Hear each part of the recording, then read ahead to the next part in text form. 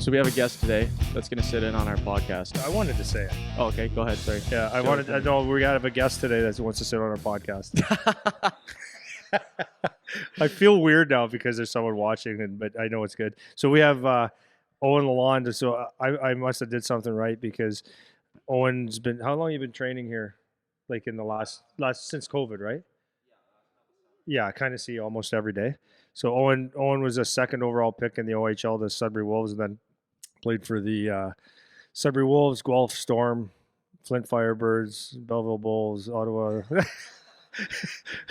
No, Flint Firebirds, and went to a couple NHL camps, and moving on to university this year. Probably looking at going to Europe after. Yeah, real good hockey player. But anyways, he's been working out with me almost every day for the last year and a half almost. So I must have did something right because he texted me this morning and said, "Hey, what time are you going to be there?" And it was actually a stupid question, Owen, because I'm going to be here at the 0:30 in the morning. Yeah.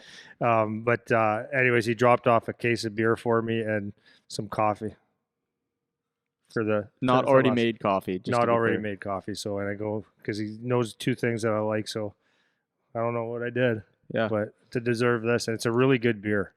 It is good. Oh, we had it at your my house God. last week. It's good. It's good beer. It's my it might be my favorite. Yeah. It's called Land Shark. Land Shark. So It's good.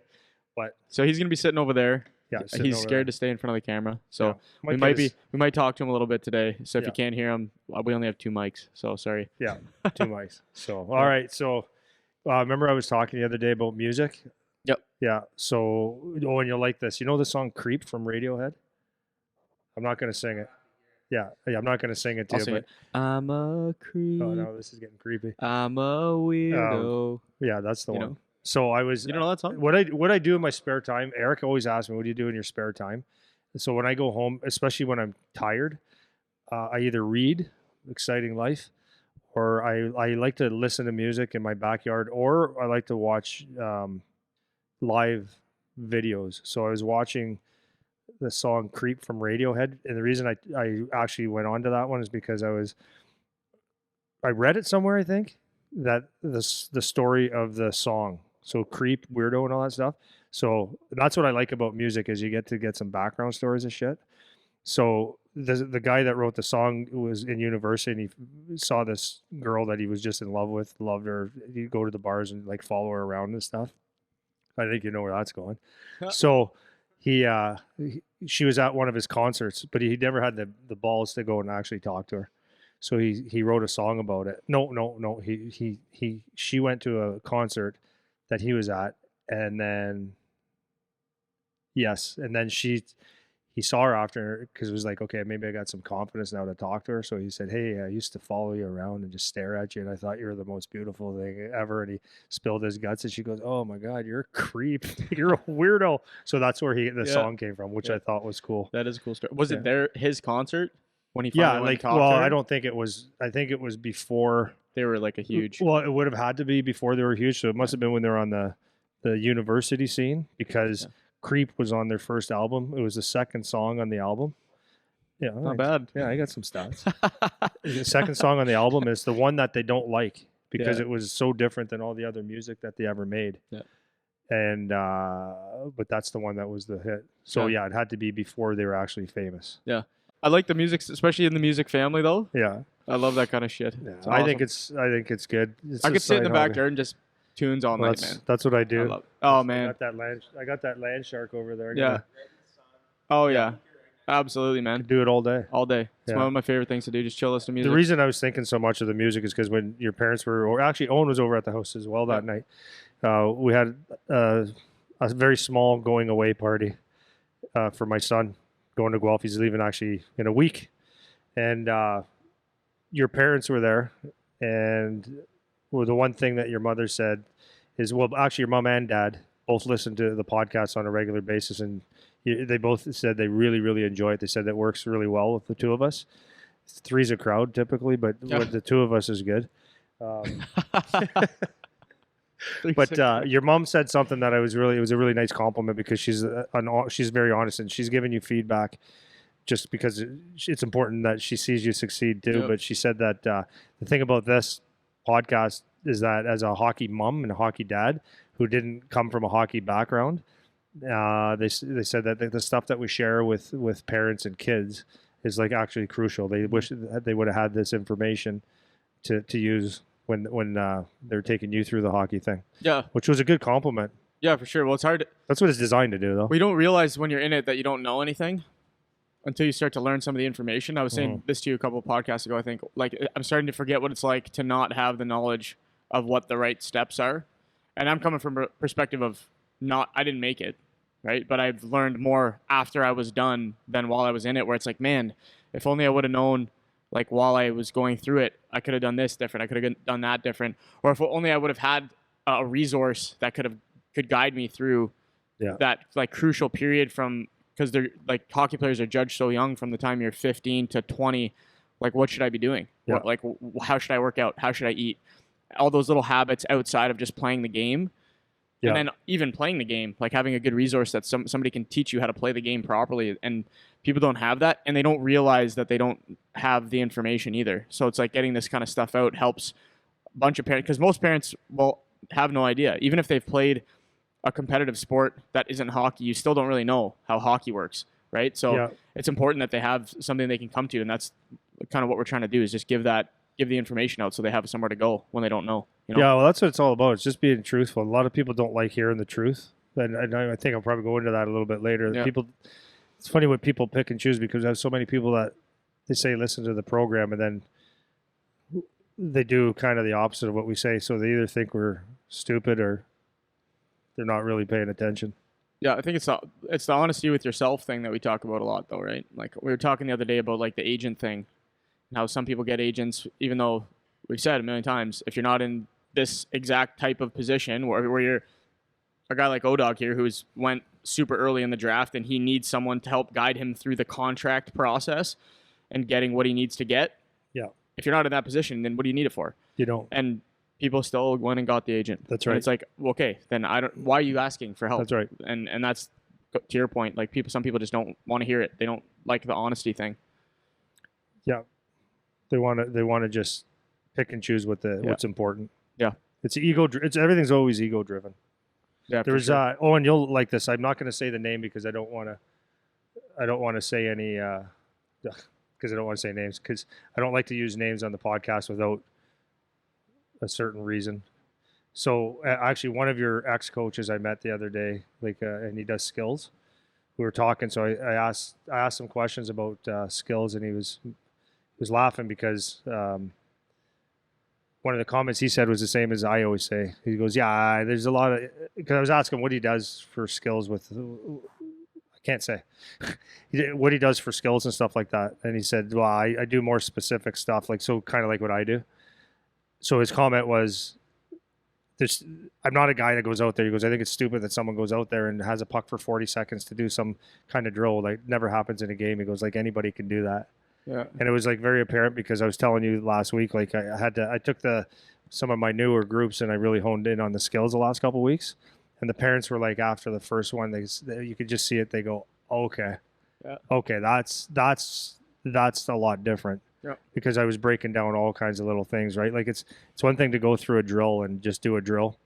You might get better at the drill, but like there's really no purpose to it. Like and Charlie showed me something on Instagram the other day, and I'm going, yeah, dude, I don't know. Like they need more toys out there, because like it's amazing, but like there's no specifics. Specificity. That's a tough one for me. Yeah. And it's like it's fine to do a drill. Like so if you do one of those drills, if you're a skills guy, or if you're a parent looking at if you go to a skills session, it's because I'm not here to say don't go to anything unless it's mine. That's not what I'm saying. Yeah. But when you go to something, make sure that you're getting some value out of it, because anybody could, like, if I didn't know anything about hockey right now, like as a dad, I think I used this before with music, right? Because that's a domain that I have no idea what's going on. So if Charlie wanted to tickle the ivories, and I looked at him and he was trying to play, and I realized, okay, I don't think he's got it, but I'm going to bring him to someone, and it doesn't have to be the best instructor ever, but I need to see some progress in some fashion, right? Yeah. Like that makes sense. So if I was a parent that didn't know anything about hockey and everyone said, "Oh, you have to go to a skills camp and go to a skills camp," I would look and I'd look at the ice, like, because I think I would have that objectivity to look and say, "Well, what are they actually learning?" Because there's something that if you're paying for it, you should learn. I would look and say, "Well, I can go and buy 10 or 15 pylons like this guy, and some pucks. That'd be about $200, and I can get 10 people to rent the ice, and that would cost me about 10 or 15 bucks a head or 20 bucks a head. That's cheaper. Yeah. And let them go do their own thing." So if you're not if you're going to a skill development session and there's not actual teaching, then it's a waste of time. Like there should be, and even if you're not a good teacher, it should be like specific things that you should do in a drill. Like, for example, let's just say you are just going through cones, and it's like if you're using stick handling moves, like at least show why you're doing it and where it applies in a game, and then give some specific direction at the end of the drill. Let's say when it goes to shooting, like I want you to move your feet quick and snap the puck off quickly, not just lackadaisically. So you're building some habits. That's the key, though, is that circling back to where do you do this in the game? Like that is what. That's where all the frustration comes in. Like even with because we got some of the toys and shit out here, and when we're watching some of the stuff, it's like it looks cute and it looks cool to be able to zip through really smooth all the cones and the pep stuff that we have or whatever. But then it's like, okay, but in an actual game, can you do any of this shit? Right. Like you talked the other week, we were talking about like the 10 and 2 turn and all this like toe drag stuff. Now, eh? Those eagle turns? Well, yeah, you use them once in a while. Yeah, once. Yeah. Well, and that's what I mean. And this is why you see some guys that you play against that you might look at them in a practice or in a skill session and be like, man, they don't look like they're very good. But then on the ice, they find open ice and score. Like there's a guy on the wall there, my age guy, that's what he did. Yeah. He wasn't this guy that was flashy with this. He wasn't a great skater, not flashy hands, but he just found pockets and could score. Yeah. And it's like that's actually important in hockey. If you can do that in the real game, like that's actually more important than the guy who can stick handle. Yeah, for sure. Yeah, that's exactly right.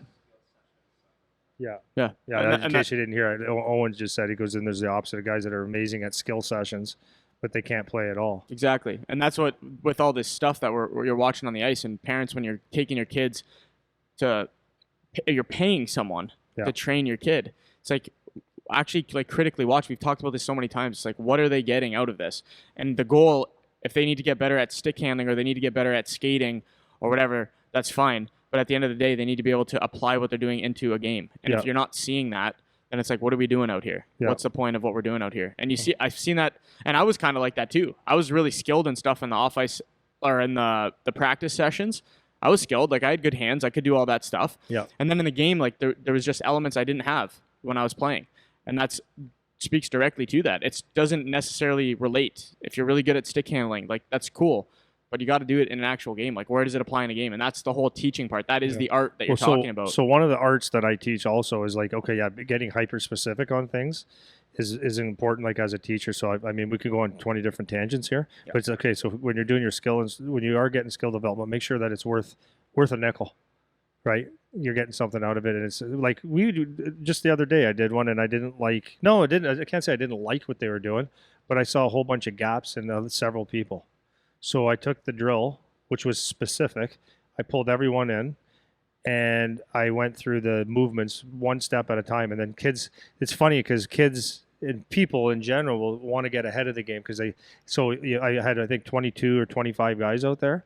So as I was teaching it, I said, okay, I want you to do it with me. So I was saying, okay, handle it. Okay, load this leg. So guys would load, and then they'd start moving, and then I snap, right? But I don't snap like I didn't kill anyone, but like I snap because I need you to listen. Yeah. Because that's the part of learning is actually absorbing some information. Yeah. And it's the mind-muscle connection because I want them to do it perfectly, slowly, and then we'll do it smoothly, and then we'll do it quickly. So that's actually a military phrase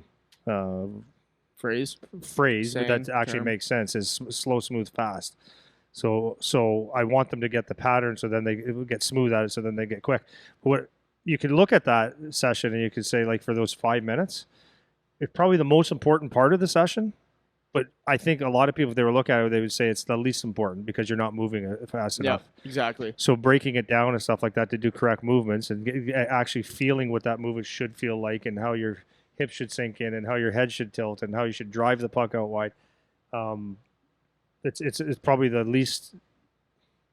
I think some parents would say that's all great that you're teaching, but I don't think a lot of them would appreciate, or the kids appreciate, how valuable that little piece is. Yeah, because if you listen and you do it slowly and do it a few times and do it as we do it, then so what happened was Brett was on the ice with me, and it was like 10, 15 minutes later, he comes up to me and goes, wow, like every time you do a drill, you always explain the why and the how. And he goes, and then you do what you just did. And then it's always 10 or 15 minutes later, they're way better and the intensity's way up. And I go, yeah, because you give them confidence, you give them a purpose. You can't just go out there and run a freaking drill. Yeah. And it's that purpose part, because I always relate it back to the gym too. So now with that 07 group that we have, I freaking love those kids, man. Mm-hmm. The first day when they came in the gym, I have them start to handle some weights now. And it's not like weight training for the sake of like getting huge and all that kind of stuff, because they're just starting to hit puberty now where they can actually make some progress. So the point is now to lay the patterns. So everything that we do is repetitive and it's boring and it's like, it's tedious. And it's like, I'm in their face about like lifting correctly and having proper form and making sure their shoulders are right, their hips are right, their feet are right, where's their weight. And when we first came in, I explained all that to them, like starting day one. It's like, hey, we're going to do this stuff. It's going to be boring. I don't want you guys trying to lift as much as possible. That's not the goal. It's not a who can lift the most. None of you guys are strong yet, so that doesn't matter.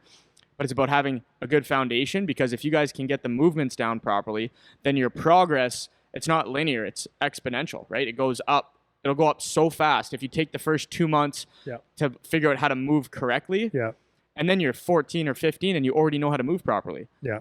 When it counts, when you have testosterone. And so then they make all that goes through the roof as soon as they lay that foundation piece. And it's the same as on the ice, right? You go slow, you figure it out. And then by the time you're 16, 17, all this stuff is second nature and you don't even have to think about it. And you have such a jump on everyone because people don't pay attention. Like you're saying, all that little stuff that seems like it's not important. Yeah. It's that intention piece all the time. The other thing with what I was going to say on the skill piece is it's funny you say about unlearning or not knowing what people are thinking back. So when I was a kid, I used to do this. This is how I used to do my own skill development. I used to watch, I couldn't wait for Saturday night, Hockey Night in Canada. Hopefully we weren't playing, but when we were home, I'd watch Hockey Night in Canada. It was either Toronto or Montreal. That's all we had. 2 channels up in Sudbury, right? And I was the remote controller. So, Andy, go change the channel. Okay. Change it back. Okay, Dad, okay, beat it. So I'd watch the game and I'd stay up and I watch every second of it. So if it was Montreal, I remember watching like Guy Lafleur coming down the right-hand side and his hair flying. And I'd see him come over at the top of the circles and crack a slap shot, score. And I'd watch that, and I'd just go out. And then whoever else was on the ice, I remember watching Gretzky over and over. And I used to notice, I was just a little kid, right? See him coming down and his stick handling or whatever. And I'd see it always had this Gretzky curl. And I said, why would he do that? Oh, he's delaying. So that's not my point. My point is that I would go to the rink, the outdoor rinks up in Sudbury the next day or for that week. And every time I'd go, I'd just remember those movements. And I'd just practice. So question would be, which was more important, the image that I had or the practice that I did? It's probably both equally, but I remember always, and I'm sure kids still do that if they play ball hockey, which isn't very common anymore, but you play ball hockey. I never was just playing ball hockey. I was always, there was a full stadium in my head. There's always a full stadium and there was always a crowd and I was always playing for the Stanley Cup. Yeah. And I was always like, it was always a championship game. Always. So even when I practice, I'd be doing a drill and I'd be like, okay, how does this apply to a game? So that's what I told the kids. I said, like, so you can do the drill and you can do the drill. Then good, you did the drill. But if you can put yourself in an environment of, okay, let's just say it's the simplest drill ever. It's the horseshoe. Like that is the simplest drill I think in the world, right? It's the horseshoe. If you could do the horseshoe, you're coming down the ice. But if you say, okay, I'm going to put it in my head that it's in a game and I'm transitioning up the ice and I'm going to get underneath the puck and I'm going to when I get the puck I'm going to have some speed, and you picture a guy on your team with whatever, if you want to play in the OHL, college, NHL or whatever, you picture jerseys and you picture the fans and you picture actual hockey position, and it's like maybe even a time on the clock, so that's like you have the puck and there's 7 seconds left or 5 seconds left and it's a tie game, and this rush right here means everything. And if you put that intention into the your skill development, but also in your head that you're playing for something, and you can have the what do we call that, visual, what do you call that, imagery, that imagery in your head while you're doing it, it makes a huge difference too. Yeah, for sure, because you put yourself in a spot and it feels like it's actually important. And it's in any drill you can do something like that. Yeah, well, it makes it real. That connects doing that visual stuff, that actually, like, visually, that is purpose. Like, you're putting purpose into what you're doing, because you're thinking, okay, I know this situation is going to happen down the road, so I need to prepare and be ready for when this situation happens. So you're connecting that visually, you're connecting purpose to what you're doing by doing that. And I remember that being so motivating. Like, I remember I lived on a dead end street, and I remember just wheeling around on my rollerblades thinking like that, and it would be actually motivating. Like, I would actually try really hard just stick handling around on my street, because I was like pretending I'm in the Stanley Cup. Yeah, you want to win the Stanley Cup, even though it's in your head. Yeah, it's overtime. Right? If you lose in your own head, can you imagine? Can you imagine what kind of idiot you'd be if you're playing in the Stanley Cup Finals by yourself? Yeah, and you lost. Yeah, like, what are you playing? That'd be a bad day. Yeah, that's a bad day. You'd have to go home and like be the coach and yell at you. Yeah. Like, you're playing what? Yeah, look yourself in the mirror. Yeah, exactly, because it's like it is actually you. But yeah, you're gonna win. Yeah. So you learn how to win, and that's a whole nother thing. Yeah, Whole other thing. That's not a word. Whole other thing. Yeah, but that's what gives you're right though. That's what gives you the driver. You practice doing that stuff and seeing it when you're a kid, and that is what you're doing. You're connecting a purpose to your practice, and that's what makes you actually better in real life. You know? Yeah. So. Yeah. We wanted to talk about some of the junior stuff, right? Yeah. So, do you want me to softball it to you, or segue? Yeah. So in talking about intention. Here's my segue. Okay, watch this. So we're talking about intention and purpose. Mm-hmm. And when we're watching our junior camp on the weekend, there didn't seem to be a lot of intention and purpose out there on the ice. So we're watching. Not a bad segue, eh? So we're watching one of the local junior teams here had their camp at the rink here on the weekend, and we were watching. Andy and you made a comment of it doesn't look like anyone's trying to make a team out here, and I'll let you expand on that in a second. But for me, when I was watching, it was a similar kind of thing where I was just saying to O-Dog before we started here, like when I was playing junior, every camp I ever went to, there was at least 3 to 5 fights in every camp. So the GM or the coach would come in before the game started or before the scrimmage started, whatever. He would say, "Okay, guys, we don't need anybody getting hurt. No fights." Yep. And then there was always 3 to 5 fights. And that doesn't mean, like I was saying before, that doesn't mean you have to fight for it to be a good camp. That's not what I'm saying. But there was like a certain level of emotion and intensity and energy on the ice that like kids are trying to make it a team. Like I'm doing anything I can to try to make the team today. And that was something that I noticed, and you were the one that said it, that was kind of missing from those skates. Yeah. I said it calm, but I was actually boiling inside. Like just fuming about it. The reason I fume about it is like, so anyways, we're watching at the end boards, and we were watching for 10, 15 minutes. Yeah. So I had my arms crossed, eyes crossed, ears crossed, nose crossed, because I'm starting to snap. Yeah. Because a lot of these kids are people that I've trained. And there's a lot of people that listen to the words that we say, and they kind of, I don't want to sound like total jackass, because there were some kids that were working hard. Like, so to be clear, there was 4 to 5 guys that were standout players that kind of standing out is part of work ethic and stuff too. But they were superior hockey players as far as that weekend went. So I'm not saying nobody. Then there was like, I would say 3-4 guys that stood out, like, okay, they're working, but it's not what I would expect still. Mm-hmm. And then I'm going to say his name, Griffin, who is the youngest guy on the ice, who was actually one of the most dominant players because he works his ass off, like nonstop. Griffin Grunder, he works his ass off, man. And I'm going to plug this kid. Like, I don't go around telling people about people unless they really, really, really deserve it. Yeah. And he's a younger guy, and he's late. Not going to say late bloomer. I don't mean to say that, but he's not. The kids look a lot older than him, so he hasn't turned into a man yet. And he outworks everybody. And he was outworking guys 5 years older, 3 years older than him, 4 years older than him. Yeah. And had some points and was one of the best players on the ice. I think he got rewarded for it too, and he should. And I told him the other day, I said, because he always works hard, and I said, if you actually play like that all the time, I said, you have an actual future in hockey. He had the biggest smile ever. I'm like, no, that's hockey. Yeah, I told him too. And I told the kids the other day. I whacked a bunch of kids the other day because I think that camp with a combination of, well, I'll go into that in a second, set me off a little bit to get guys tightened up a little bit. Because Griffin he works. He shuts his pie hole and he works. You don't get say shit. Doesn't say a word. Yeah. He just Never works, and then you say that was a great job, good, and he looks at you and he shakes his head like thanks. But the guy just works. Yeah. And I wish if people worked half as hard, they'd be. Well, the cool. I'm gonna plug him a little more. I'm gonna pat him on the back more.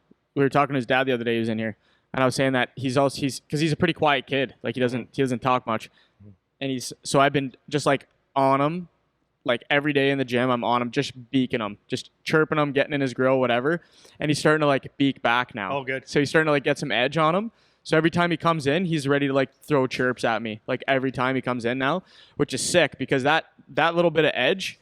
That's what we're talking about. That is missing from a lot of these, especially young players. Like they don't have. There's no jam, man. There's no like intensity, emotion. Like we're just out for a skate, you know. Yeah. And so you see young kid too, like just coming out with some juice. But I have an issue with that. Yeah. My issue is I don't let that happen. Yeah.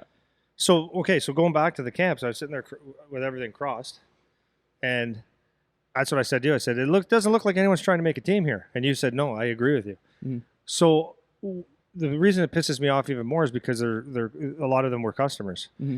And the reason it pisses me off is because customers that say they want it.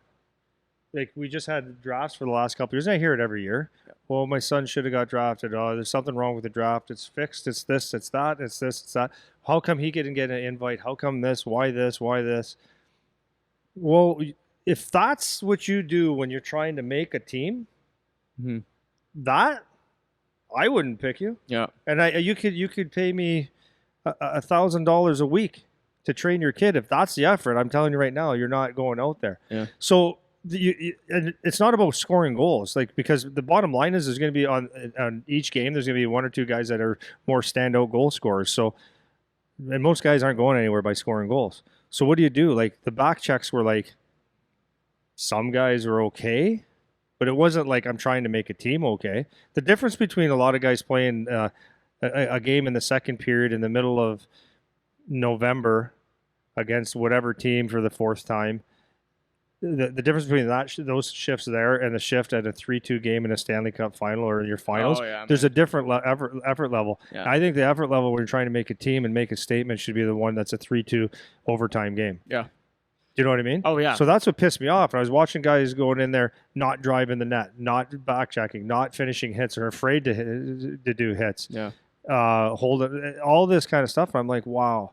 So like, I know that I can have that conversation with the kids because I do, but I know the ones that get offended by this, what I'm talking about today, are mostly the parents. Oh, yeah.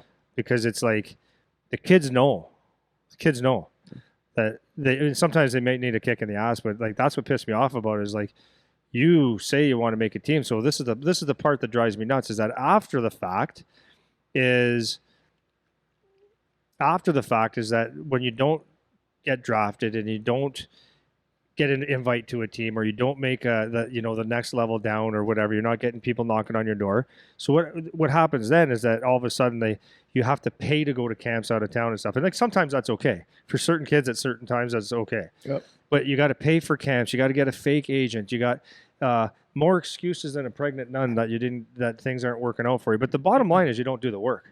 Yep. You don't do the work consistently. You don't do it hard enough. And if the best guy on the ice is working harder than you, then you have even a bigger issue. Yeah. And this is what happens most of the time. Well, this is what parents that don't understand hockey. This is the other part. This is what I kind of realized this actually watching on the weekend. So some of the kids that it's just vanilla. We say it all the time. Yeah. It just looks like vanilla out there. So if I'm mom or dad and I'm watching Johnny on the point and he's just a vanilla game, like he's not bad, he's not good. Parents, I feel like they take it as if like that's good enough. Right. Well, he wasn't bad. Like he didn't get burned. He didn't get scored on. Whatever. Like this is the logic that they have. So why wouldn't they call him back for the next day of camp, or why wouldn't they AP him, or why wouldn't they tell him he made the team? And what they're missing is all this stuff that we're talking about is like those elements where you're not really good enough to make the team yet, but you're showing that you're willing to do. Yeah. And that's what I noticed big time. It's like not even calling for passes out there. That's what I mean. Like no talk, no hits. No. No, like nobody grabbing anybody, nobody getting in anyone's grill. No like real hard feet moving. Like it's almost like when you watch a penalty kill and you're playing like aggressive penalty kill, and as soon as somebody gets the puck, boom, you're on them. Yeah. It's like that's where it should be all over the ice. It should be that all over the ice, especially if you're a guy that's trying to make a team. Make a team. But it's like it's amazing. Yeah, but it's like no back checks, bad changes, not moving your feet unless you have the puck, floating around. It's like all these little things. Those are what the difference makers are when you're trying to make a team. Because what's the difference between you and the next guy? You know, if you're left D, there's 17 other left D that are trying out for our team, right? Yep. And we already have 6 of them. Yeah. Where we have 1 opening. So what's the difference between you and the next left defenseman? That's right. Right? Every shot you take misses the net. You hit shin pads. Yeah. Right? Like you're running around in your own net. Like these are all little things that they don't look flashy because everyone thinks they need to score a goal or they need to get points or whatever. But that's what makes you make a team. Yeah. Well, I summed it up the other day when I snapped and flipped my lid on the one group because they just weren't bringing it. But it's not that they weren't bringing it as much as that. It's the attitude that comes with it. Mm-hmm. And I summed it up into this as I find like so many kids are so worried about being beauties. You know, like a hockey beauty. Yeah. You know what I mean? Like I'm just for moms and dads and what's that? Yeah, the good style, the words. Like, you know, like if you go with someone that's actually like when Owen Lalonda and I talk, and you and Welly and Dalton and you know all the guys that play hockey, when we speak, we actually don't say, "Hey man, can you sauce me the ketchup?" Yeah. Like that might come out as a joke once in a while. You know, and we don't have all these gong show TV words. We just talk like human beings. Yeah.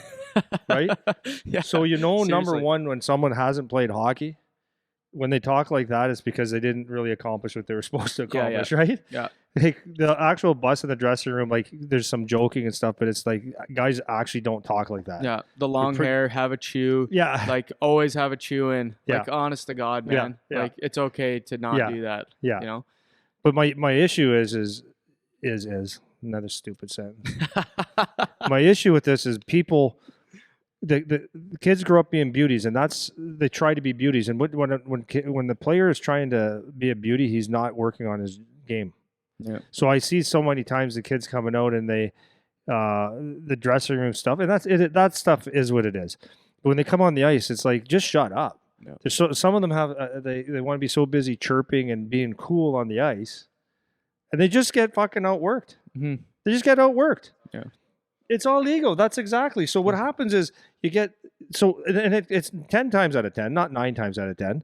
It's 10 times out of 10. A kid comes out on the ice, you know, when he goes against Owen, for example, like Charlie couldn't wait to go against you one-on-ones and stuff, right? Which is a good thing.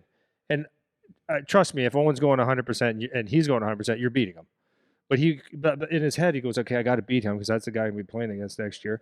And that's the attitude. And it was like, he wasn't talking about beating you. Whereas other guys, the beauties, what they do is they match up who they're going to go against so they don't look stupid. Yeah. They're worried about failing. And failing, don't worry about failing. Failing's winning. Mm-hmm.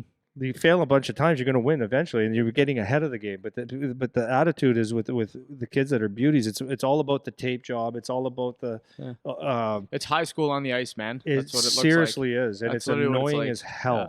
It's annoying, and so that's what I was talking about with these kids. I said you're so worried about making a beauty sauce. Like there's a couple guys on the ice the other day. We're doing just a simple 4 blue line series. And every pass for the first couple, I was like, okay, I got to let them be kids a little bit too. It was kids at 16, 17. Though. Yeah. You should be serious about it. And every pass had to be sauce. So finally, I'm like, guys, can we speed up the drill a little bit? Yeah. Like, we're not practicing sauce passes. Yeah. So, but that's like a cool thing, right? And these two are guys that they haven't accomplished anything yet. Mm-hmm. And it's like, you're getting on my nerves now. Mm-hmm. And you want to piss off a coach, like you always want the coach to be on your side, but you want to piss off a coach, start doing shit like that just gets under their skin, and now you start hating their guts. Well, the other day, so I came up with yesterday. I came on the ice, and there's a couple. We were talking about this earlier. A couple of guys that are older, that are supposed to be like the top players in the group because they're older and they're going to play wherever, whatever league. Yeah. And moving on a bit. Yeah, and so I come out and watch these guys play, and it's like you guys are supposed to be good players. You're not playing real hockey right now. So what does that mean when I say that? So it means you guys only try when you have the puck. You're not passing like it's a real game. You're not back checking. You're not moving your feet. You're changing on the back check every time. You're not getting in any No, shot they're lanes. changing very slowly because they don't feel like skating. Slow moving, man. With Like we the- talk about body language. Yeah. We were talking about that last week. Body language. It's Yeah. like the sourpuss face, never talking to anybody, just walking in the building and not saying anything. That's like the attitude on these guys. Yeah. And then on the ice, they're doing shit like that. Yeah. And I'm watching. I'm like, this isn't real hockey. Like you guys. So now in our scrimmage game yesterday, the score's 14-13. Mhm. It's like that's not real hockey. Yeah. Like 14-13. Yeah. It was a good game for what it was. Yeah. But it's like that's a football score, and the reason that it gets that high scoring is because that bear down that you're talking about, like the 3-2 game in the Stanley Cup Finals. Yeah, it's like that effort level is not there, and Well, you can't expect that all the time from the kids, which is fine. But that like intention, like that's what the bar should be. Yeah. Well, the other thing on that is that I love this when the older guys, so those guys that you were talking about, and they're the one I especially think is a good player. Mm-hmm. That has a potential. I think that I don't want to say the atmosphere drags them down, but the scrimmage environment without refs and being a real game and knowing that it's not a real game, I think some guys just totally. But you know what? You're a goof when you do that. Yeah. But anyways, when you're the older guy, and like part of the beauty thing is that when you're a year or two older, what happens to a lot of these guys is they think that because this is the truth, right? If I actually really try, and Griffin Grunder or one of the McPherson boys who's 2-3 years younger is competing with me, that won't look good. Right. So I can only try in certain situations, and I'm going to put on the show like I'm older and I'm just here to, I'll sauce it and I won't go compete. But yeah, that's real good for you. Yeah. The thing is I love having the older guys play with the younger guys because it's actually good for the older guys because the younger guys want to beat them. Yeah. So it's a competition no matter what. So like, if you go there with a shit attitude and being a beauty, and I'm not, he took the puck from me, I'm not trying. No, he took the puck from me because you're not willing to try because you're afraid that you're going to lose. Yeah. And I like it when the older guys push.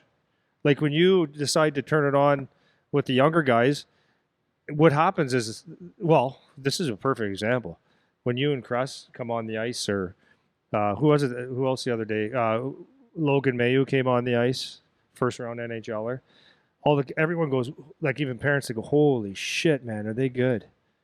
I'm like, well, that's actually what a hockey player is. Yeah, that's the base. That's hockey. The base minimum of baseline. Yeah. So when you guys turn it on to like, and I love it for my son because he wants that competition level. When you guys turn it on, it's like, oh shit, I got like comparable. It's like I got a long way to go. Yeah. To be a pro. Yeah. Well, the slight side tangent on this, but for me, what was fun about hockey is the competition part. Like that's what's fun. So people ask me because I haven't played for 4 years now. Yeah. And people would say, well, why don't you go play like, why don't you join like a beer league thing or whatever? Like, how come you don't want to play at all? Like, and I'm like, no, because what's fun about hockey is trying really hard. Like when it's a super competitive, close game and guys are grinding and like trying to score and getting in front of shots and the boys getting all fired up, and that is what's fun. Yeah. And when that's not there, now it's not fun anymore. So obviously for me, I'm not trying to get better at hockey necessarily ever again. But for these guys on the ice, when you go out there and you just float, there's nothing beneficial about that because now it's like you're trying to do like a skills practice. Yeah. You're just floating around and it's not like a real game. And then what happens is you do that for a couple weeks in a row. Then you show up to your junior camp and you've practiced bad habits now. Like you've practiced floating on the back check, bad changes, stuff like that. I was just thinking though, I would be really curious to see how many kids, because I just noticed, I looked at a note that I wrote down the other day without my glasses, by the way. Nice. I was able to read it. Well done. I would be curious to see how many kids actually took that camp serious. Actually went in there and said, I'm going to make a statement. I want to know how many kids actually got to bed the night before and actually said, okay, I got to perform tomorrow. I'm curious about that. And the reason I say that is because there's so many kids that go to, well, I know even some of those guys, they were going to my skates. They were going to other skates with their teams and stuff like that. But it goes with the whole thing with hockey these days is that kids play so much hockey, right? They play and there's a difference though, right? There's a difference between, hey guys, you want to go grab some ice or go play hockey? Just us, or like grab 10 guys and go play some hockey with the intention of let's go play because we love hockey, as opposed to the going to camps and clinics and all this stuff all the time where it's always structured. Mm-hmm. Yeah. Because I swear to God, man, I've been saying this for years. I see that the hunger level is not there, and I see that there's like it's almost entitled. Like everybody gets to go on a team. So was the intention coming to the camp like I'm here to make a team or to make a team for next year to set a tone and get my name out there? Yeah, because like there's always another day. Yeah, just another camp. Like they go to so many camps. Sorry, so many camps. Yeah. That it's just like having steak and lobster every night. Like it's just another camp, and they do think it's a bad thing to take. Yeah, I'm gonna say that again. So, but then what pissed me off after is the attitude. I'm telling you, man, that attitude after is like because they used our gym for skate sharpening and stuff like that. So it drove me nuts, right? Because like hockey players, like I see people wear someone's jersey. Let's say that's why I don't wear Guelph Storm stuff. I'm not going to be a hockey dad. And I don't understand someone wearing some. Yeah, you don't do it. So I'm not going to be like I'm so happy it's my favorite team ever now. Guelph Storm's the best, guys. Ever in the whole history of the world. It's the best rink, the best coach, the best everything. Yeah. I love it so much. But you're not going to see me wear stuff unless my son buys it for me for Christmas, and I'll wear it once in a while to, where no one's going to see me. Yeah. But when I see guys, like there's a couple guys in town that wear other people's sweatshirt, like let's say it's the Guelph, Owen's buddy wearing Guelph Storm that didn't make it, but he wears it around. Like it's like you're putting yourself in a position. No, you didn't earn that. Like to me, like wearing a logo, you have to earn it. Mm-hmm. And I found like just the kids hanging around here, they were cool. They were hanging around in their little pods, being cool with each other, and loafing around in my gym. And right after the games, they were being cool in here with their phones and just checking out their phones and chirping each other and stuff. And it's like, if that was me playing and I played the way you guys played, I'd get my ass out of here and I'd go home and I'd say, Dad, I gotta tighten myself up here. I wasn't very good today. And that's the seriousness of the hockey in that particular camp. Oh, it drove me nuts, man. Yeah. Drove me nuts. Well, because we come in here, I come in every day with intention. Like, okay, I have a camp. I just can't come to the ice and be like, yeah, okay, guys, whatever you want to do, like, kind of feel like shit today. So, I'm not going to give you my best, but you should still pay me premium dollar for it. Yeah. No, that's why I go to bed at 9 o'clock every night and I work out and I get jacked and I sit there and actually go, okay, does this make sense for today? What are they learning?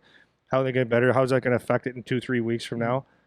Like, you have to have some purpose to it or else you're freaking wasting time. And I feel I'm going here. Yeah. It pisses me off because I know a lot of parents want their kids to do really well and they're paying all kinds of money and they're just as guilty as their kids. But, I mean, let's dial it in, man. Yeah. Like, your parents are spending good money on you. Like, don't waste it. And I remember, to cut them a little bit of slack, I remember... Screw that. When I was in junior, I remember having some of that too. If I was like an older guy showing up to camp, it's like, I'm already on the team. I'm already one of the best players. Like, I don't need to go out and give it everything. And for whatever reason, that was a mentality. That was a mentality that was common among the older guys. Yeah. Now we're already here. Like, we don't have to be in excellent shape. We don't have to really give it 100%. And that's like a cultural change that needs to happen because if you play with any guys that outside of, again, like those, we talk about the 1% guys that can do whatever they want and the rules don't apply because they're just that good. Yeah. Outside of those guys that show up to camp, you go to any pro camp, you go to any OHL camp, they're showing up in shape, like ready to go because there's no choice. If there's any crack in the armor and you're not one of those 1% guys where the rules don't apply, then you're done. That's it. Welly called me last night, and just to reiterate, so Welly got a job. I don't even know if I'm supposed to say this, but too bad, Welly. You told me.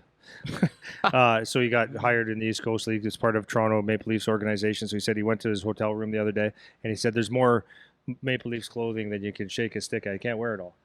So, that's cool. And he said they just treat you like royalty there, and it's great. He said, but Andy, you got to watch. There's a PK Subban, Spezza. There's a whole bunch of pros practicing every day at a certain time.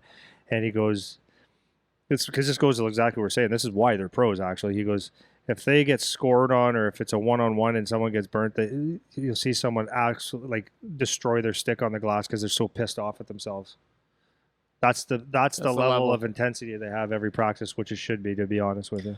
Well, that's exactly what the difference is. That's why they're pros. That's why they're pros. Because $10 million pros. Well, because most of them are not the guy that can just do whatever they want and are just that good, right? there's almost none of them actually. Yeah. So they all have that. I remember that with Prouder, man. Like I remember Prouder, you used to say it all the time. We'd be on the ice. I'd be helping you push pucks or whatever. And this guy, when he's like training, I'm on the ice like to get better today. Yeah, he's not just out for a skate. Dude, you look at his eyes, it's like this guy would probably kill me and it'd be fine with him right now. He's there to get better. So dialed in, didn't say a word to anyone else, focusing on like if you're doing a skating drill, I remember the skating drills in particular, every stride like perfectly executed, like with absolute intention on every single thing he was doing the whole time. Yeah. And this is a guy that grinded for 10 years. Yeah. To play 10 years pro. Yeah. Right, in the NHL. But he'd always ask every drill. Like I was doing a shooting drill, he goes, "Hey Andy," he called me Packer. Yeah. But Packer, what am I doing this one for? And I'd say, "Oh, yep, okay." And then he might say, "Oh, okay, but when I'm playing, there's shot blockers here. So what do you think?" I go, "Okay, well, let's dial that part in." Yeah. Always had a question. He was always 100 dialed in. Wasn't just doing drills. Yeah, and it's that intention piece. Because even with the guys that are in the gym doing stuff, like I'll explain something to them, like.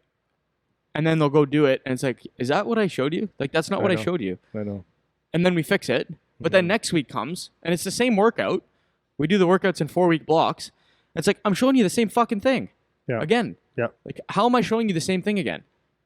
Like, you're not paying attention. Like this, and this is that's what that difference is. That's another like differentiator between guys that are gonna do something, guys that aren't. I'll tell you what, not to pump your kid's tires, but when I tell Charlie to do something, this kid, and it's not even that I'm always 100% right, but I'm giving him more information than he knows.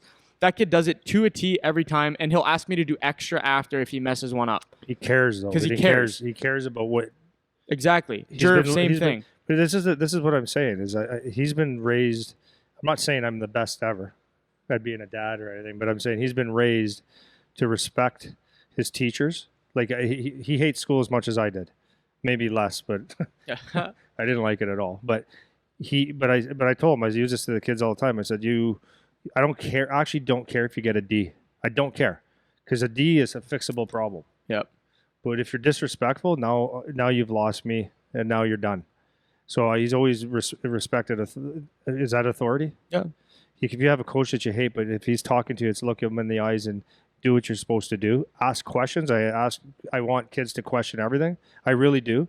Like when I'm on the ice, I want you to question me because I want you to understand it. If you don't understand something, then it's not worth doing. And then it also tests the knowledge of your teacher. Yeah. Right. So ask why and what am I doing, and they have to have answers. Yeah. But yeah, that's so. And he respects, and then if he respects you, like any player would, if he respects you, then he's going to go through a wall. He wants you to do. He wants to have a coach. You want you to have your coach say, "Great job," and that you get rewarded for it. Yeah. You know, people that you respect, you want to get, you want them to like you. Yeah, and there's a presence that kids like that bring to the ice. Yeah.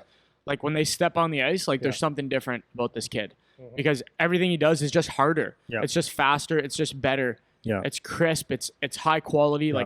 And that's from those little habits, practicing those little habits. Another thing that slightly off topic, but related, I'm listening to some of these exit interviews for the camp that was on the weekend. And even just listening to how these kids speak or don't speak when like an adult is talking to them, it's like, that's another element of it too. It's like, when I'm talking to that kid, he talks to me like a grown up. Like I would be his friend. Yeah. Like he doesn't seem like he's that much younger than me. Right. But then some of these other kids, like dad does all the talking. Yep. They don't know. They're looking like this. They have no voice. They're not speaking loudly. There's no like force or confidence behind what they're saying. Right. And like, these are all those things that contribute to that on the ice, that jam we're talking about. Right. 1,000%. So it's so important that when you're trying to make a team, like I don't know where that message is not being relayed to the kids now, but that's such an important thing, and it's such a whole, like it's just okay to not have those things. Yeah. And I don't get that. Well, I don't understand. So speaking of that, before I get into the wrap up piece, is Welly and I had a good talk last night about that because he was asking about so what happened was Welly had to leave for a week or so to with his new job, right? So he's out of town. And so he actually called and he says, "How's this?" I loved it. He's asking about how's this guy doing? How's this guy doing? How's it, like all the way down to our 07s. It was good. He actually cared. He asked questions, and so he was asking about one particular. And I said, "Yeah, the junior B thing, it went sideways on him." And he goes, "That's too bad. Like and he felt bad for the kid, and to a certain point. Yeah. And I love this kid. And I said, yeah. I said, but it's just hockey, man. It's if you don't separate yourself dramatically from the rest of the guys, then it's always going to be that issue. Yeah. So Welly said, yes, true, very true, but not true also. So how do you mean? He goes, hockey's not fair. And I said, well, no, it's not fair. He goes, because I remember I went to 30 goals in the OHL, and he went to the Leafs camp, and he said he said when we drafted to the Spitfires, he goes, I was the best in camp. He goes, everybody said it too, with the exception of like, there's an older guy that had a really good camp, but he goes, I was the best in camp at 16. And I thought for sure I was making it, and then they sent me to junior B. And he goes, it wasn't fair, but he goes, the bigger picture is there's other guys there, and it wasn't fair. He goes, I deserved to make the team at that point, but I didn't. So the next year he made the team. Then he played a couple of years, really good junior, like a really good junior career, and never saw a penalty, never saw a power play, but he still got 30 goals. Yeah. Twice, which is incredible, really. Yeah. And then he went to the Leafs camp the year after his draft year, and they were going to sign him. They were bringing him in. They said, you know what, we'll let you have one more, because they said you're the best guy in camp. So the best guy in camp should get signed. So they said, you know what, we were going to sign you, but we're going to let you have one more year of junior and see how it goes. So he was like, not fair. And then he went to Philadelphia, and he gets drafted. So he got Philadelphia drafted him instead of Toronto the next year. Goes to Philadelphia, and he had a really good camp, and then he starts realizing that like there's first round there from 2 years ago, 3 years ago, a second rounder, third rounder, a MVP of the KHL. He goes, the competition is never ending. It's just not fair.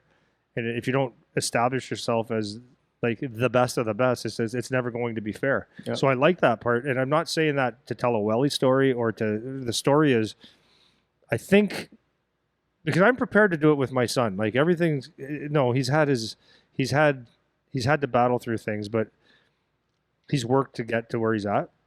But I know for a fact he's going to be playing in the OHL because I've been there and I've seen this I'm 52. I've seen this for 40 years of my life. There's going to be something. The shit we talk about, the shit sandwich is going to come. Yeah. It's going to come. And as a dad, you have to have the ability to help deal with your kid. Not because my dad was bad for this. He not that he, like I always say, he went out for ice cream when I was young. He never really came back. But when he did come back, he would always make excuses for me. So like when I was in need as a 16-year-old kid that didn't have any guidance, that was, oftentimes just scared of the room, scared of, being a 16-year-old and playing against 20-year-olds. What do they think? All those things. And it's just being honest with you. A little bit of good guidance would have been remarkable, like just so good for me. But my dad would just say, you're better than that guy. That's bullshit that guy's playing more than you. It's like, it doesn't help. Yeah. So I guess that's the point of this, is that there's like, as parents, when the situations come on, how can you actually help? Because my son's going to get one. Mm-hmm. He might be their top pick, like their top pick coming in this year, and they have all kinds of hopes for him. But I told him the other day, I said, but you have to perform, eh? Like if you don't perform, and even though you think you are, if there's something that you're not actually doing, it might set you back 2 lines or press box. And if I sit there and say, well, that's a bunch of bullshit, it's not helping him. Yeah. I have to address the issue with him, like as a dad now, not as his coach, because I'm not his coach anymore, or it never was really, but as a dad, and say, okay, so what do you need to do to get better? Look in the mirror, and what is it? So if I was a dad, like at this camp or during the hockey season or whatever, it's like, you didn't get drafted. Okay, let's say it is a bunch of bullshit. Okay, like a lot of people say, it's fixed, it's this, it's that. Okay, let's say it is. How can you make it better now? Like, did you want to get drafted? Like, what are the steps that you can do? Are you in shape? Did you actually show up? Maybe you have to fight someone? Yeah. Sorry guys, sorry for being like a Neanderthal, but maybe you have to fight somebody. Yeah. Maybe you have to go and stick someone. Maybe you have to do something maybe a little bit that crosses the line to get someone's attention. I don't know. Yeah. If you don't like it, then it is what it is. Well, and that's sorry, go. Yeah. So like with the kids, it's like, so with this guy in particular, what are we going to do? So now the options are, do I try out for another junior B team? Do I play midget major again and try to So the ego thing, it says, well, you want to play at the highest level, but that's not necessarily the right answer. Yeah. So as I was thinking about, I have my views on what he should do, and he's doing that and doing it with the right attitude. I know this kid's going to work his ass off, but the thing is that, like Welly said, this is his quote. He goes, "Hockey's is the point of playing hockey to get to somewhere is it's what you do is it's just one disappointment to the next. You just go from one disappointment to the next. It's just getting through it. Yeah. So there's not a lot of room for pity parties, and the more that mom and dad give the pity party, the worse it's going to be. And I'm not saying when a kid gets cut from his dream that you sit there and say, "Wow, wake up and get going." You walk through it. Yeah. You feel it a little bit with them, then you get back on the horse and go. Yeah, 100%. Is my point. So, I think a lot of the times parents enable the kids to be what they are. I wouldn't let my son do it. Yeah. You know what I mean? Yeah, So that's my 100%. little statement there. Yeah. So just branching off Welly's point there, saying that hockey's not fair. So for this kid in particular that we're talking about, sometimes it's just not fair. Like you said, like you might just do everything right on paper. You might do everything right in the gym, on the ice. Everything you do is right, and just still too bad. You just get a big middle finger, and that's just what happens sometimes. Yeah. But for this kid, maybe there's something that he missed. Maybe there's something he could have done. And this is what I kind of opened up with when we were talking. What if he goes and grabs one of the guys by the face? What if he tries to look for like a nice hit to lay somebody out? Because that's not a huge part of his game. Yep. What if he eats 3 shots coming from the point? Like, so these are all things outside of the norm that are just attention grabbers. Yeah. You know? And so for this, because this kid in particular did everything he could do, and he made a lot of noise. Like they were, he was awesome. It changed what for the coach that's picking the team, or the GM that's picking the team. He was in the conversation now seriously till the very last second, where he wasn't originally. Yeah. You know, so it's either maybe it wasn't fair, but maybe you also could have done something else and you didn't do it. And that's where you have to look. And that's where you have to look. And That's if where you there's have to anything, like when you reflect on it, like you were saying now to your point, even if it is not fair, and you're saying it does no good to say that, oh, it's not fair. Like that does you no good, right? So dissect every little piece of it to see like where was the thing I could have done that I didn't do. Like where, because it's somewhere. Nobody's the perfect player, 100%. right? So, and if you didn't make the team, there's something you could have done that you didn't do. Yeah. And you know what? Maybe that still wouldn't have been enough. Maybe you still wouldn't have made it. Yeah. But again, that's not helpful. The helpful thing is to figure out what that piece was that you missed and try to bring that into your game now. Yeah. You know what else is not fair is like I started the hockey industry, like the skill development the way I do it. Yeah. You know what's not fair is that I've had guys work for me and they started their own. Yeah. And they stole my drills, and they do my drills and they don't do it well. And then it's not fair that people pay them and they don't understand that I started it and I actually care and I don't sleep at night and I put a lot of time in and I invested a lot of money. It's not fair. But it's not about that's life. Yeah, life is not fair. So the only way that it stays fair for me is that I have to work harder and I have to get better and I have to stay more current. And then people will take my stuff again and copy and do that over and over and over, and it's not fair. Mm-hmm. But it is what it is. So you have to deal with the reality of life is that it's going to be an uphill grind no matter what. Well, sorry. Go ahead. No, that's fine. Well, so maybe this is because not yet. Owen was just talking a minute ago about and I was saying like the disconnect in the messaging, like, and maybe that's part of it. Like kids now growing up, everything's fair. Yeah, everything has to be fair. Everything's equal. And that's just not real life, man. And this morning I was walking out of the game, and it was the white team tied at 2-2, and one of the dads, when I went for go pee, because I pee more than a Cocker Spaniel. So I was walking out, the dad looks at me and goes, "Well, the white team's powerful, eh?" I said, "Oh, are they?" He goes, "Yeah, they win every week." And I got the impression that it wasn't fair, and I'm like, then go score more goals. I don't know what to say. Yeah, I'm not sure. Well, because whether you make it fair, like whether you make it fair or you don't, like, and it's not just hockey, it's anything. It's the unfairness is coming the second you're out of your safe environment where everything's fair. Well, the one kid that we just saw in the parking lot, no matter what team he's on, he's going to make it unfair. Yeah. So let's deal with that guy. Yeah. Seriously. Make it unfair. Yeah. Yeah. Yeah. So what else was I going to say about that is I had a point to that. You cut me off and ruined my sentence. Oh, see, No, this is why I told. I'm This is kidding. why I told you to keep going. No, I'm kidding. I was talking about yeah. So the last thing Welly said, like one of the things he said, and it's brilliant, really. Honestly, it is, because I like the way he thinks a lot of the times. He said, but that's why it's important to do really, really, really, really, really well now or 2 years ago. He goes, because a lot of these kids made their name 2 years ago, and people talk about, like, so these kids that do go, like, you hear this in the OHL draft about, you know, these kids that went to all these spring tournaments and stuff, and they get their name out there, and then you watch them in real life, and like, I'm like, because the parents will say on the team, like, oh, you got to watch this kid from London. Wow, man, it's unreal, because they go on these spring tournaments and they load up teams or whatever, and so I watch and I go, yeah, nothing, but they do get their names out there. But I'm not saying do spring tournaments. What I'm saying is just always be good, like really, really good, so when people are talking, you get the benefit of the doubt 2 years earlier. Yeah. Do you know what I mean? Oh yeah. And Welly made a good point with that. He says, like, same within junior. If you go out and if you're a first, second round pick and you come in highly touted and you play decent in junior, there may be and you got something to your game, but you're not the best. There may be a little bit of leeway to give you a crack For sure. because you already made a name for yourself, right? Well, it's like if you're in the top 2 rounds. Like Connor Bedard, Yeah. for example, or Shane Wright or whatever, they're going to get a crack. They've done the work. Yeah, it doesn't matter what happened. Right on. Happens from now on. They laid the foundation. They're getting drafted in the first round. Yeah. They have wiggle room to fail. Yeah. Whereas a guy that hasn't made a name for himself or does it a little bit later, it's tough. On the flip side, there's still Anthony Cirelli's out there that didn't get drafted, that made it like the second year of junior, that still won Memorial Cups, that still won Stanley Cups, that won scoring titles, that were never ever drafted. Yeah. So there's still those guys, and it's okay. Yeah, that's what you talk about. There's no recipe, right? Yeah. Like you're gonna go whatever way you're gonna go. But that's a good point, though. If you're a guy that gets drafted in the top 2 rounds, you're getting a look for U17 for sure. Yeah. You're going to get opportunities No because question. you laid that foundation. You laid the foundation. Maybe you laid the foundation because since you're 10. Yeah.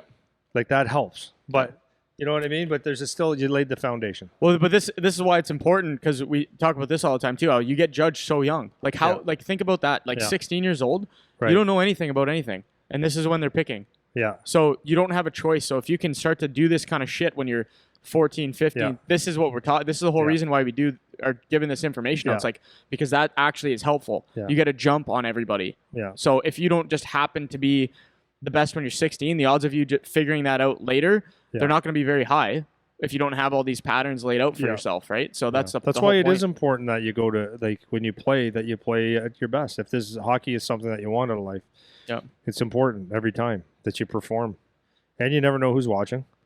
I think people forget that sometimes, is because it was the other day, someone called me about, well, you were here when Drapes called me about a player for Detroit, and I get these calls all the time.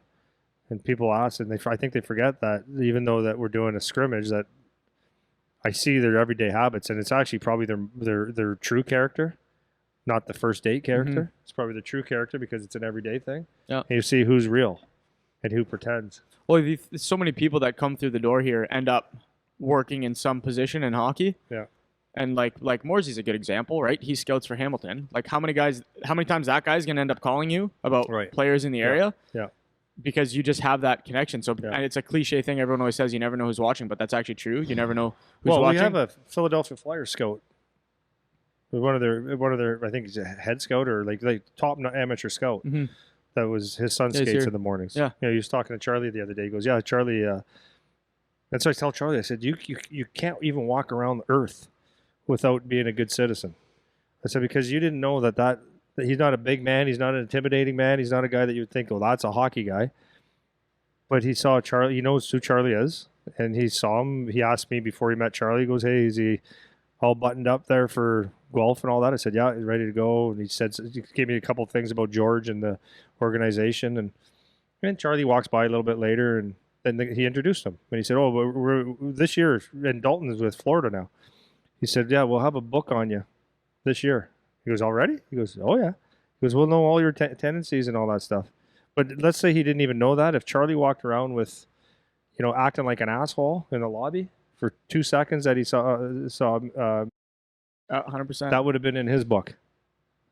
You're always getting judged, let alone when I'm around or you're around, like whatever, right? You're always getting judged. You just don't have wiggle room to be a jackass. Yeah. for sure. right? I'll leave with something on that. So this goes to what I said last week or whatever, how people say, oh, you shouldn't care what people think, but you actually should care what people think sometimes. And this is that balance we're talking about. It's like you actually need to care what people think, because people are the people that are giving you the opportunity. So this Philadelphia guy, he's a guy that might give you an opportunity. Yep. So does it matter what he thinks of you? Actually, it does. Sure it does. Does it matter what your school teacher thinks when you say you want to play in the NHL and they say, no, you can't do that? No, that doesn't matter.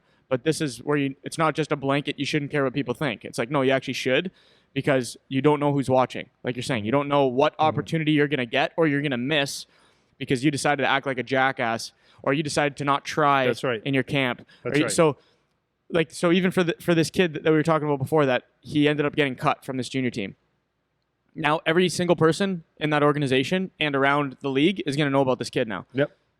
Everyone's going to be paying attention to him. Yeah. So if he comes in with like sour ass attitude and thinks, well, I already heard they want to take these guys in, whatever, I'm just coming out for a skate, then he's not going to, whatever opportunity he gets in the future, which he's going to get, is going to be because of his performance that he had on the weekend. Yeah. And if he chose to come in and just float through it, then he doesn't get that opportunity. Well, and the other side lesson on that is that hockey's not about getting a job. You don't get jobs, you take jobs. Yeah. You get jobs, you take jobs from someone else, and when you don't work anymore, it's because someone took yours. So it's compete at all levels. Yeah. So that's I'm gonna send it off with that. So anything else you want to wrap up? Yeah. on? So I wanted to wrap up. Like, okay, so in junior hockey, this is the one thing I noticed, and Owen, you being here, you could probably shake your head yes or no if I'm right or wrong. In my opinion, as I watch kids go from minor hockey to junior, so let's say even Bantam to junior hockey, the things that stand out to me is the amount of time it takes for someone to make a play. Like, it's so many times you'll see a 2-on-1 that should be starting, like even a simple breakout, and you get a 2-on-1 at your blue line, and you'll see a guy, I don't care if it's 10 feet ahead, but in a better position than you. And it's like, okay, you see it, and then you dust it off, or you just choose not to make it yet because I don't understand the reason. I don't, because that's the play to make, and it needs to be made now. Because if you make it now, this D now has to move his feet or be aware of two guys. You know, like there's puck movement, feet are turned, things can happen. Maybe he's going faster. Now you got to think, and then it could come back. Plays need to be made sooner, need to be made higher up in zones so that there's time. If you make a mistake, you still have time to recover. When you're making a pass, it's like you don't have to dust it off. It's just got to be on your stick and it's got to be made. When you're shooting pucks, I just find that it takes so much time for some of the guys that are getting to the junior level that it's like, from your experience as a 5-year veteran in the OHL, 4-year veteran in the OHL, like you can read it with the young guys a mile away, right? Wait, hey, sorry, give him the mic. Yeah, come on, yeah, grab the mic. Just give it to him. You pull in beside me. Is he on camera?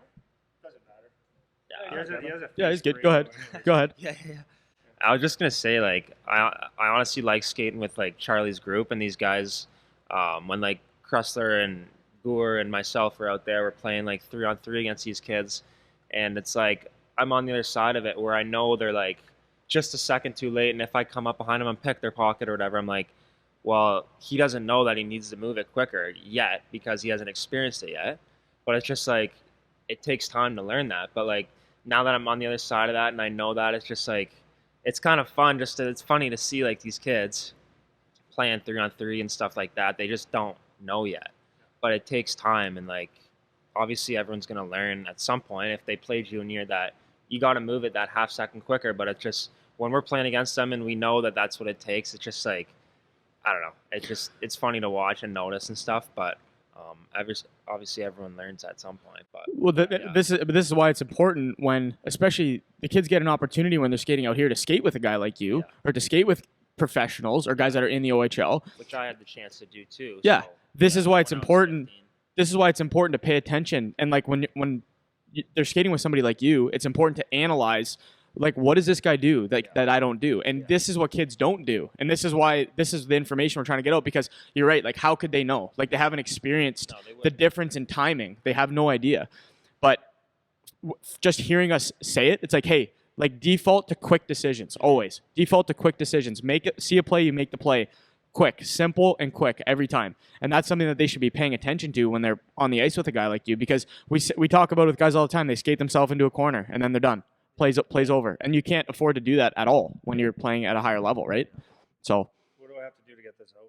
Just pull? yeah, just pull it out. Yeah, there you go. Yeah. So the other thing is, like, just to reiterate that, is like, it's kind of like the beauty thing too, though, is that there's so many kids which you have to learn, because that's why we do, like, I do so many off pass one time drills and bad pass drills, and learning how to do things off balance and stuff, because nothing actually in a game is going to be perfect. Now, but then it also, like, I use passing drills for example. It's like, yeah, at the junior level and up, you really do have to recognize what hand you're playing with and against and stuff like that, so that you make proper passes. So, like, for example, I know you're a right hand shot, so if I'm giving you a pass from my right to your left, I know that this can't be a one time. So I know where I have to place the pass before I even do it, right? I don't even have to look. I know Owen's there. Okay, I know he's a right hand shot. No, so no, it's a one time. It'd be a one time for you. So I know I'm going to put that in the middle of his body and his feet so he can crack it. If I put it too far ahead, then that screws up that opportunity. So that's a thinking part, but that's like coming to practice with intention. So if I give him a pass over here, and maybe it's a close game, and I give him a pass too far in front of him where he has to catch it on his backhand now, and now he has to play with the puck. Well, that opportunity is probably gone. Yeah. So that makes me a bad teammate. So the intentions of when you're practicing is just little things like that is like one thing. So now what you have to do, if I do give you that pass, because we're both responsible for this, is that you have to figure out how to get it off or make a play work anyways. So if it comes on your backhand, you have to do like probably a hard catch and have your head up and make it work. So, but what happens is, so like eliminate that statement now, is like what happens though is as the kids are playing, even though we do all these drills and stuff in the game or even in practice, even though you can yell at them and I don't yell, like this would be really clear on something. When I am passionate about teaching hockey and and it looks like I'm angry, I'm not angry for me. I'm just trying to get a point across that if you don't do this, you can't be a hockey player. Do you know what I mean? Yeah, totally, man. So when I say like you have to move your feet and I maybe I grab you even or whatever, if I say, listen, you have to move your feet, it has to be on your stick and off your stick because you don't have time and space. And then when you play against someone like Owen, then you realize the truth of that. So, and I'm teaching that with Charlie right now. I said, you notice that when you're playing these guys, a lot of your shots right now are going off sticks. So it's because you're getting some habits here in the spring, summer hockey, and you're being a beauty. But a lot of them are trying to be beauties. Mm-hmm. So they feel like it's amazing. You're at the top of the circles where your shot needs to happen or the play needs to be made, or unless you're driving the net. It needs to be made now, but the minor hockey in them makes them go, okay, top right corner, 1, 2, 3, yep. And then they're 4 millimeters from the goal line and they can't make a play anymore. Yep. Or it's a 2-on-1 now, and then it's like it's got to be 1, 2, 3 dust, and then they go to make the play, and like you're at the goal line, it gets breaking up. You never even get a shot on net. Yeah. Well, that's so. Sorry, go. Yeah, no. So I'm just saying, those are the things that I would say as a junior, like going to transitioning to juniors, that's something that you really, really have to work on, and doing things at a fast pace. And so if that was something that I was saying, okay, how come I didn't make the team, or what'll give me a better chance, is like there's a whole bunch of things, but your decision making and executing a play quickly when you see it is critical to getting to the next step. It makes you better. It makes other people better. Yeah, I'd say that's probably the most important thing, because that was something I noticed even skating with them yesterday. Something that I still have is like that quick, get it, move it quick, like quick, yeah. Finding holes, move it quick, because it's closed in 1 second. Like you're going to lose it.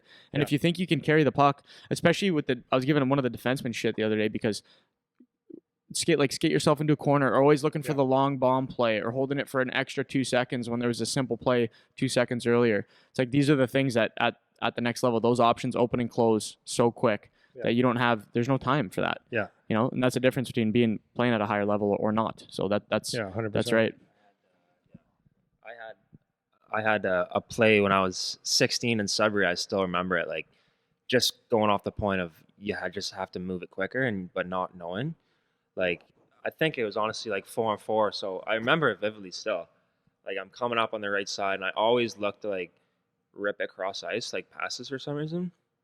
And I'm skating it up a little bit, and obviously too long, and I ripped it across. And I remember their D like stepped up because he could see that I was gonna go over there. Looking for it, yeah. He steps up, picks it off, goes the other way. but like that would have worked in minor every time. But like if I rip it across a second earlier, like it's right on my teammate's stick. But I would never know that. And I still remember that play. Like you just don't know until you actually go through those plays like that. Yeah. And you have to learn that way, right? But I mean, if you have an idea before, it obviously helps, but there's nothing like actually experiencing stuff like that, right? Yeah, So for sure. There's the plays have to be made very, very quickly, and that's what I'm talking about shooting. So if you going from midget to junior have to be that much quicker, because that guy read that. He's probably in the league maybe at least 1 year, maybe 2, 3. So he's seen this a million times. So you think at the best of the best, when you're shooting on a goalie in the OHL, they're not midget kids anymore that are 5'7", and right they're actual goalies that are fast. They know their angles inside out. You telegraph a shot on a goalie even a little bit, their body language changes and they just take away the angle. Yep. It's that fast.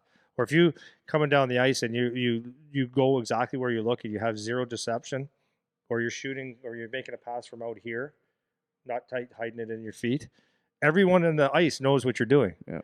And it'll be frustrating, but that's why I'm a drill drill sergeant on this stuff, because if you can't master it, you're not going to play. Yeah. So, and then the last thing I wanted to say about all that stuff was, let me think. I wanted to wrap it up with this. Remembering it's not fair, but it is. It is. If you take care of all this stuff, you'll actually, you'll understand that, okay, there's gaps in my game that might be very subtle. Oh, and the last thing I wanted to say, this is for the parents and the kids, I guess, when you think that your coach doesn't know anything. It's actually funny. I was thinking about this the other day. Yeah. Your coach doesn't know anything, or you didn't get drafted, it's fixed, or I didn't get drafted to the NHL, it's a bunch of bullshit. My kid this, or I deserve this. The coach doesn't know hockey. I'm just thinking about, because I was saying this to Charlie the other day. I said, his coach, George Burnett, I said, if you think you're walking into the Guelph Storm and he's like, he's excited that he drafted you. He is. And he sees you fit on his team if you do what you're supposed to do. But if you think you're going in there and he hasn't seen anything like you, listen, thinking about this, he's been coaching in the Ontario Hockey League since the year I left. So he coached guys that I played with. 1989. So like for the kids that I teach, that's like just the cars were invented and then I retired from hockey in the OHL. So George Burnett started coaching in the OHL then with the Niagara Falls Thunder. But actually the year before he was in Oshawa as an assistant coach. So that's 89 to, what's that, 30 years? 80 years? Whatever. But he's been coaching every single year for 30 years, okay? He's coached PK Subban. He's coached the toughest guys. He's coached through the 80s and 90s where it was like just a jungle where people were hammering each other. He coached the Edmonton Oilers. He coached the Binghamton Rangers. He coached the Edmonton's farm team, coached in Anaheim, coached, and then in the OHL the rest of the time. So just think of, when you say the coach doesn't know hockey, he's coached 30 years. He's coached in that environment alone after he played. So he's played the game too. So in that environment alone, he's coached minimum of 65 games a year at the highest level. Okay. 65 every year, the highest level. But that's, so times 30, you're the math guy. It's probably more than 100. So that's a lot of hockey and a lot of generations. So plus Hockey Canada shit. But every week, like where mom and dad or the kid might watch the NHL game and maybe they go to a Spitfires game, there's 2, and watch your son play 2 games a week, or maybe a tournament. Let's say you watch 4 to 5 games a week, which would be heavy for most parents, 5 hockey games a week. The coach watches, so if he's coaching the OHL, it's 2 to 3 games a week. So let's just keep it simple. It's 2. They play 2 games a week. So he watches 2 just by default by being there. Before he watches those games, he pre-scouts each of those teams at least once. So there's 4 for 2 hockey games, right? After the games, he watches those games again. Every coach does it at least one time to understand, not just to watch it for entertainment. All these games are watched with a purpose, to study. So he watches attention. So now we're at 6 games for 2 games. He's watched 6 games by default, just his own team. Plus, guaranteed, he goes out and pre-scouts other teams in the league when he can. So let's just say he does that once. Plus, they're doing scouting and watching some minor hockey or some other kids playing. So we're looking at 12 games a week for sure. And that would be at the absolute minimum. A week. And that's not including watching an NHL game to get some stuff and information from more there. than one per day. They're not just watching it, they're studying hockey. So like it's like when I go to my doctor, and I've done it before, and I'm a friend with my doctor, and when I do this, he just looks at me and goes like, "Really?" When I go there and I said, "Yeah, doc, I got some allergies here. I need some shit for my allergies," right? And he goes, "It's not an allergy." I go, "Well, how do you know?" And he explains it, and I'm like, "Yeah, but," and then I go, "Yeah, but," like an idiot. Yeah. Okay, he went to school for 12 years to be a doctor, and I think allergies are probably at the bottom of the totem pole of easy to fix, right? Yeah. So when a mom and dad and a kid that hockey is not actually a study of theirs, a profession, like that what I just said about with George, you can't say that they don't know hockey and life's not. They actually do know. Yeah. So there might be a reason why someone was drafted or gets to play or gets more ice time than your son, and there might be a reason why they don't. Yeah. Does that make sense? Yeah, it makes sense. So to keep that in perspective, like, and it's just a gut check for people. I know ego likes to say, but just like my allergies and my cold. Yeah. But the reality is it's not a cold, guys. Or not allergies, it's a cold. Yeah. And so in the hockey world, the reality is what they actually say, because they're not wrong very often. Yeah. There's reasons, right? Yeah. So one for me to finish, the funnel keeps getting more and more narrow. So when you're like 15 and you think, oh, this is bullshit for not making my junior B team, it's like, okay, even if you're right, you still got 10 more jumps to make. Yeah. So there's probably something that you can focus on for yourself that you need to fix if you want to make the next jump after that. Because if you're already having a tough time at the first jump, like, it doesn't get easier, man. Like, it's not good. The next jump isn't easier than this jump, you know? No, so just like focus on yourself and what you can do, and bring those elements if you're trying to make a team, man. Like, you need to have all that shit. You can't afford to not have any of it, you know? So that's it for me. I think I'm good. Oh, dog, you got anything else? Yeah, Thanks. That was awesome. It was fun. All right. Okay.